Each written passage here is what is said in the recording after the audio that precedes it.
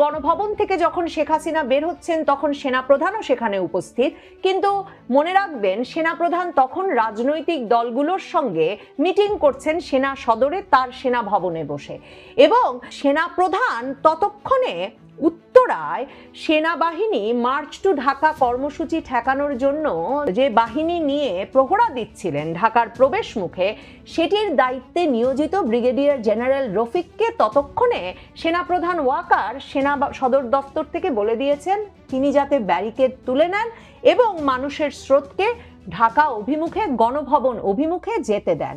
কাজেই সেনাপ্রধান ওয়াকার বিমানেও চড়ে বসেননি কিংবা তিনি ছিলেন না গণভবনে সে সময়। তাহলে কারা দুজন ছিলেন? এই বিষয়গুলো কেন ইউনূস সরকার জানছে না, জানাচ্ছে না, এর কৈফিয়ত কেন সেনাবাহিনীর কাছ থেকে নিচ্ছে না?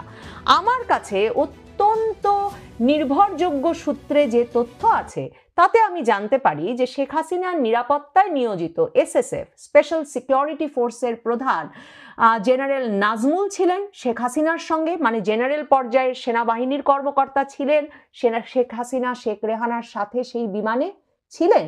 বাংলাদেশের কোনো একটি বাহিনীর সর্বোচ্চ কর্মকর্তাও